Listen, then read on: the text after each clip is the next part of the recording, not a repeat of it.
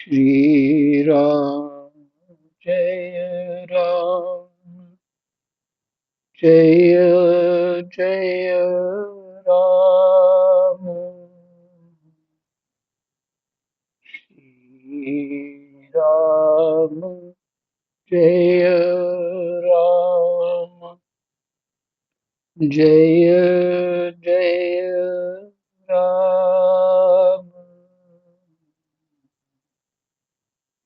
राधे श्याम जय जय राधे श्याम राधे श्याम।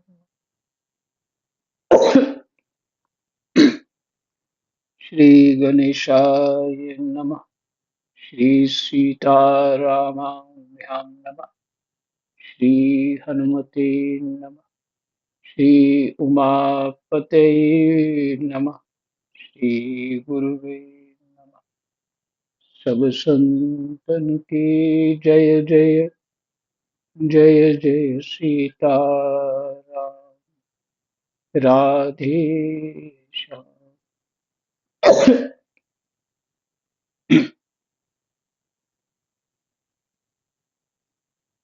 श्रीमद्भागवत महापुराण चतुर्थ स्कंध 19वां अध्याय श्लोक संख्या 32 तक हमारा पाठ हो चुका है।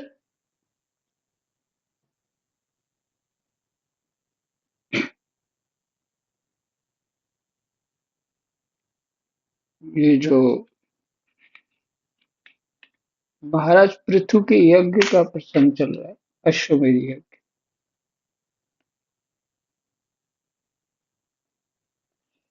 और मैत्रेय जी विदुर जी का जो प्रश्न था उसका उत्तर में ये सब सुना है।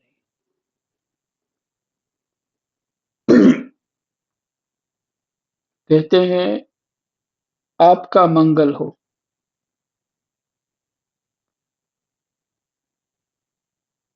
क्या था कि महाराज इंद्र को ही मंत्र के द्वारा हवन कर देंगे। बताइए कैसी शक्ति, विचार कर रहा था कैसी शक्ति होगी। इंद्र तो बहुत बलवान है और सिद्ध सिद्ध है, कोई साधारण नहीं। और उनको भी मंत्र के द्वारा स्वाहा कर सकते हैं। और जन्मेजय यज्ञ में बड़े बड़े सर्पों को मंत्रों के द्वारा ही आवाहन करके और यज्ञ में डाल दिया। इसलिए कि जब उनको पता लगा मेरे शायद दादाजी उनके थे, परीक्षित जी महाराज, उनका तक्षक ने उसको उनको ढस लिया है और उनकी मृत्यु हो गई। तो उनको सहन नहीं हुआ जन्मेजय को। जब उनको ये समाचार मिला तब उन्होंने कहा ब्राह्मणों को कि हमने सर्प यज्ञ करेंगे। वो किया उन्होंने। वहां भी ब्रह्मा जी ने ही रोका था।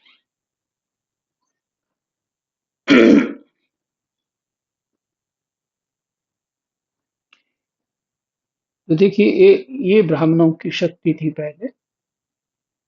अब तो लीला न्यारी हो गई।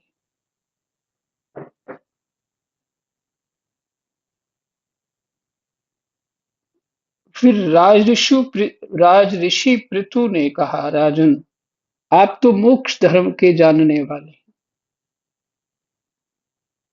अतः अब आपको इन यज्ञानुष्ठानों की आवश्यकता नहीं।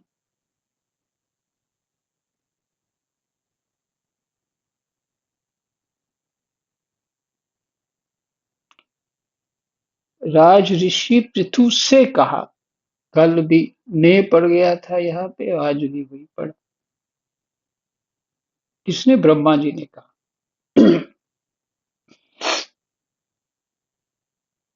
इसलिए आप तो मोक्ष धर्म जानने वाले हैं। मोक्ष धर्म में इसका अर्थ क्या हुआ?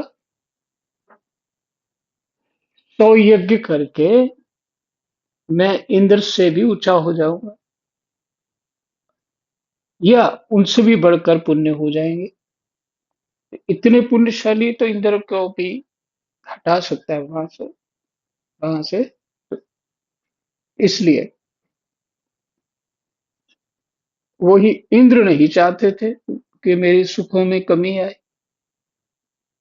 इंद्र उनके यज्ञों को भ्रष्ट करने के लिए अपने ये तरीके ढूंढ रहे थे।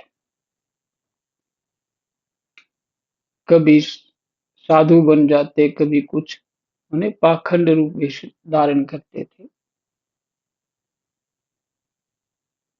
तो जो मोक्ष, जब, अच्छा, पुण्य भी बंधन है। मोक्ष का अर्थ होता है मुक्त होना, बंधन कट जाना।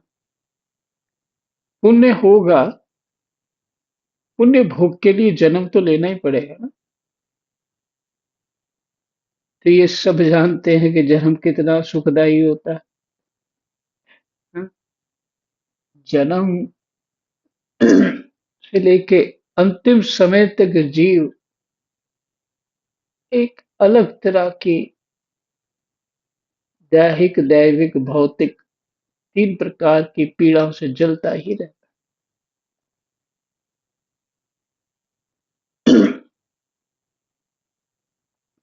तो और उस पीड़ा में, उस नरक की स्थिति में हम सुख ढूंढ रहे हैं, बताइए कहाँ? वो ही पीड़ाएं हमें को सुख दे दें, ये कल्पना कर रहे हैं। और ये इसलिए कह रहा हूं कि ये सुख सुख नहीं है, ये बंधन है। तो यदि आपके लिए, आप तो मोक्ष धर्म को जानने वाले हैं, आप तो ये पुण्य और पाप के जो क्रम है, जिसमें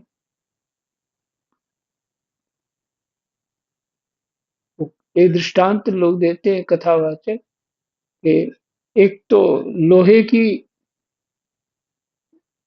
कड़ी है और एक सोने की है, दोनों कड़ी, पुण्य और पाप, ये दोनों। लेकिन मोक्ष क्या है?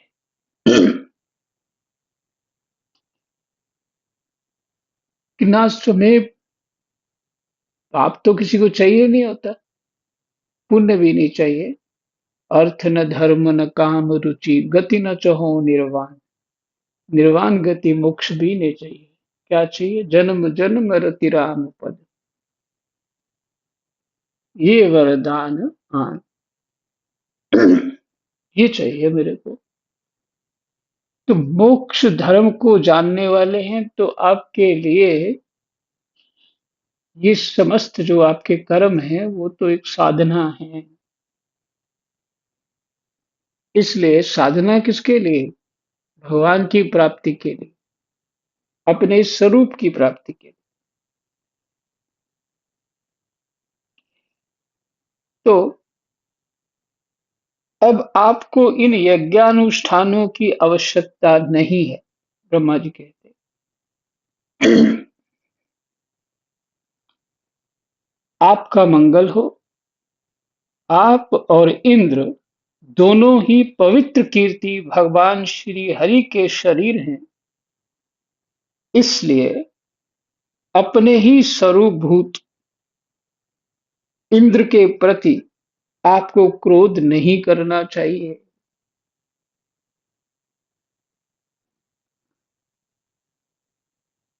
यहां तक मेरे को ये पता है, देवता लोग आगे अपना पुण्य नहीं बढ़ा सकते। उनको भी जन्म लेके पृथ्वी पे अपना पुण्य ही बढ़ाने आना पड़ता है।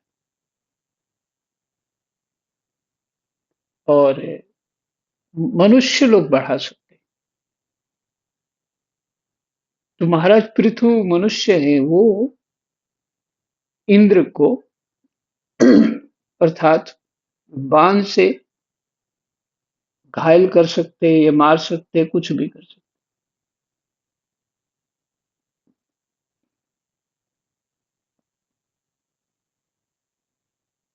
इसलिए ब्रह्मा जी ने रोक दिया। आप दोनों ही पवित्र कीर्ति हैं, श्री हरि के ही शरीर हैं, इसलिए अपने ही स्वरूप भूत इंद्र के प्रति आपको क्रोध नहीं करना चाहिए। आपका यह यज्ञ निर्विघ्न समाप्त नहीं हुआ।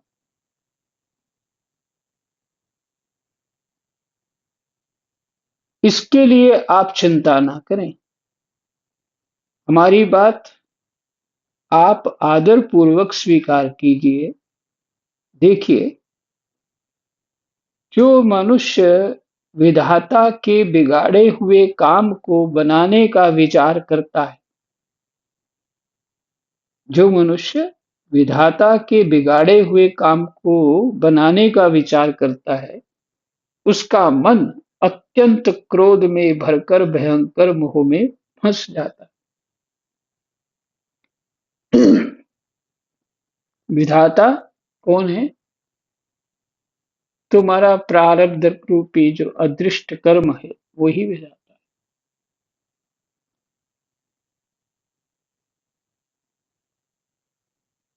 वो तुम्हारे प्रारब्ध में है नहीं, तो जो तुम चाह रहे हो सब बिगाड़ दिया है, तो तुम उसको बनाना चाहते हो। फिर क्या होगा? ऐसा चित्त, ऐसी बुद्धि जो है अत्यंत क्रोध में आ जाती है और भयंकर मोह में फंस जाता है। अपनी अपनी स्थिति के अनुसार पुरुष क्रोध कर लेगा, स्त्री कहेगी मेरी कोई सुनता नहीं है, पुरुष क्रोध कर लेगा, अंदर अंदर से जलते रहेंगे। अगर इन्होंने सुनी होती, ये हो जाता, वो हो जाता, ऐसा हो जाता। ठीक है। जो प्रारब्ध में है वो होके रहना। राबड़ी भी चीफ मिनिस्टर बन सकती है, प्रारब्ध है उसका।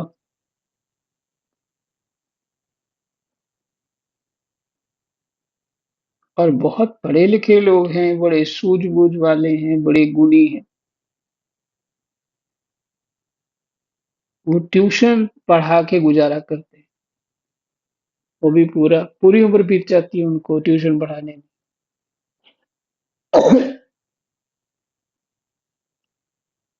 इसलिए हम तो कर्म के बंधन के कारण इस पृथ्वी पे जन्म लिए हुए हैं, और कर्म काटने के लिए जो भी सुख दुख प्राप्त हो उसको सहन करना ही है। प्रयास करोगे,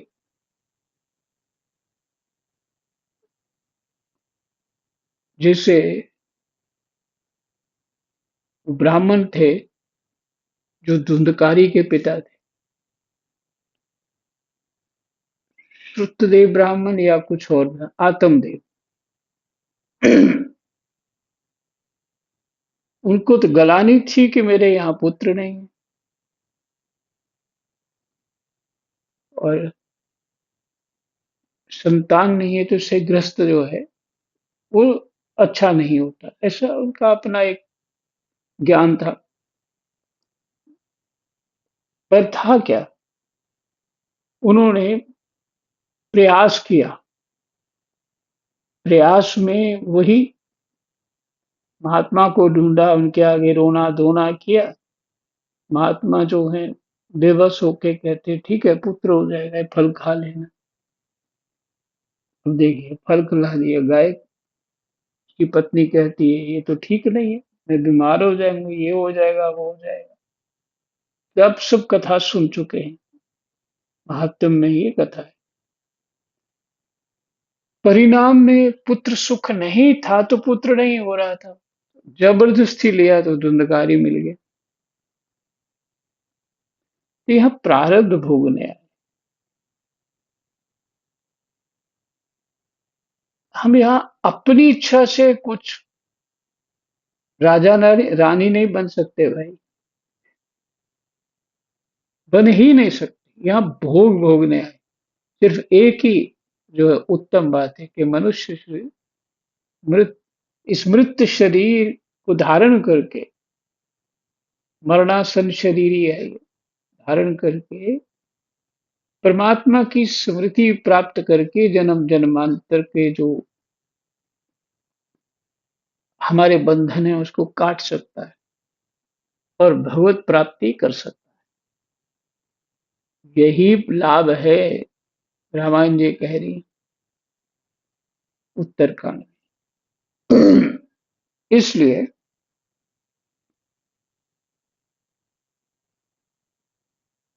तुम्हें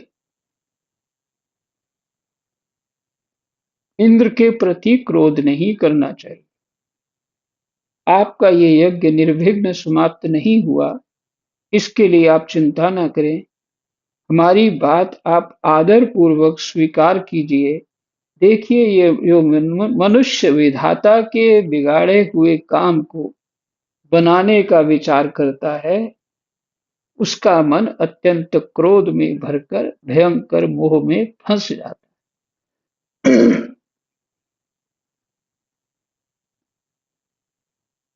मोह बहुत खतरनाक चीज है, बहुत खतरनाक चीज है। बस इस यज्ञ को बंद कीजिए। इसी के कारण इंद्र के चलाए हुए पाखंडों से धर्म का नाश हो रहा, क्योंकि देवताओं में बड़ा दुराग्रह होता है। देवताओं में बड़ा दुराग्रह होता है। अपनी करने की उनकी इच्छा बनी रहती है। ये दुराग्रह होता है।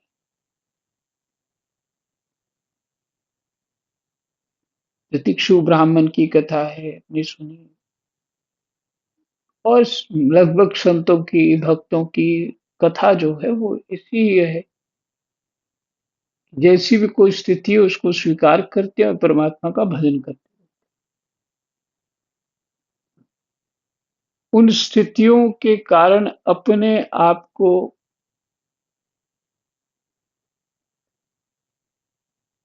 वो परेशान नहीं करते, अपने आप को सताते नहीं, उस मोह की चिंताओं में नहीं पड़ते। क्योंकि अगर मेरा कोई रक्षक है तो मेरे बच्चों का भी तो कोई रक्षक है।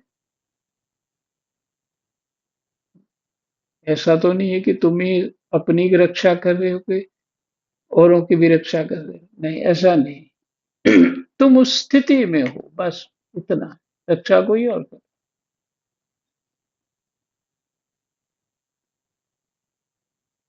बस इस यज्ञ को बंद कीजिए। इसी के कारण इंद्र के चलाए हुए पाखंडों से धर्म का नाश हो रहा, क्योंकि देवताओं में बड़ा दुराग्रह होता है। अच्छा, ये दुराग्रह शब्द वहां भी लगेगा। वो जो आत्मदेव ने वो महात्मा जी के सामने रोना धोना किया था, जो मैं आपके सामने ही मर जाऊंगा।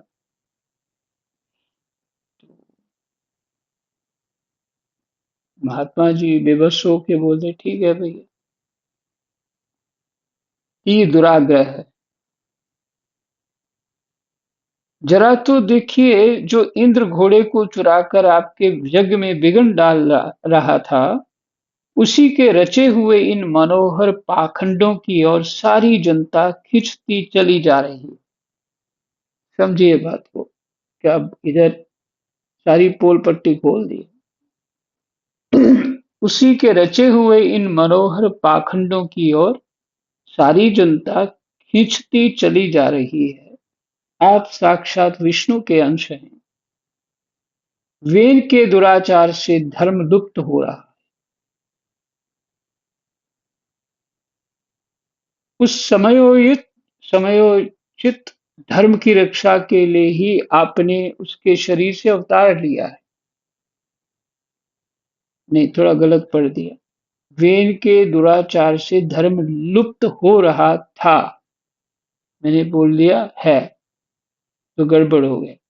था, क्योंकि महाराज वेन की वजह से ही तो भगवान पृथु जो प्रकट हुए।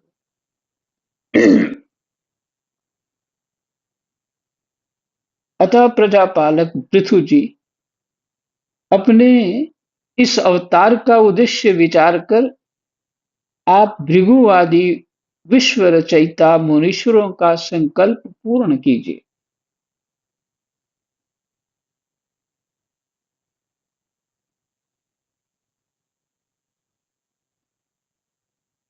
यह प्रचंड पाखंड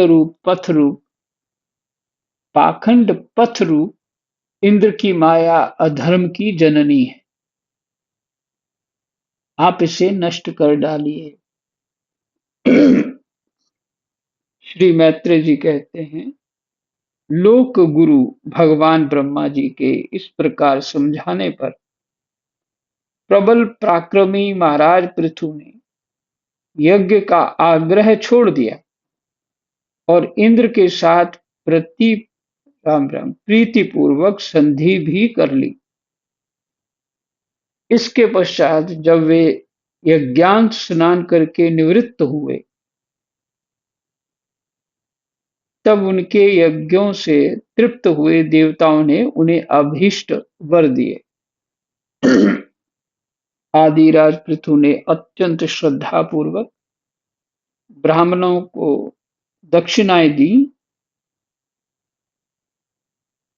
तथा ब्राह्मणों ने उन्हें सत्कार से संतुष्ट होकर उन्हें अमोघ आशीर्वाद दिए। अब इसमें एक बात समझ में आती है, जब कोई कारण होता है, घर में किसी ब्राह्मण को बुलाते भी हैं, तो उसको हम दक्षिणा बड़ी श्रद्धा से इत्यादि कर देते हैं और फिर वो चले जाएंगे। और फिर ब्राह्मणों की निंदा भी करते हैं, ब्राह्मण ऐसे ऐसे होते हैं। तो उल्टा हो गया काम वो। अगर पूजा करते हो, उनका आदर करते हो, तो निंदा नहीं कर सकते। फिर तुम, वैसी ही बात है कि जो भागवत जी में पाठ है ना, कि मेरे गले में तो माला पहना रहा है, पर मेरे पैरों पे कुल्हाड़ी चला रहा है, कुछ ऐसा ही है वो। हम्म। तो अपने उस भाव को यथार्थ रूप से रखना चाहिए, तभी कुछ बात बनेगी। किसी के कर्म हैं ऐसे अच्छे बुरे, तो उसे, उसके कर्म उसके साथ, हमारे कर्म हमारे भाव हमारे साथ। हमें अपने कर्मों का फल मिलना है, उसके कर्मों का फल नहीं मिलना।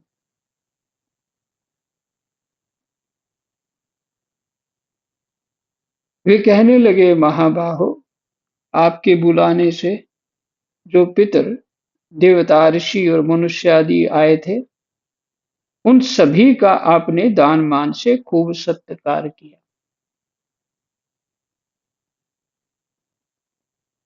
हमारा 19वां अध्याय विश्राम हुआ।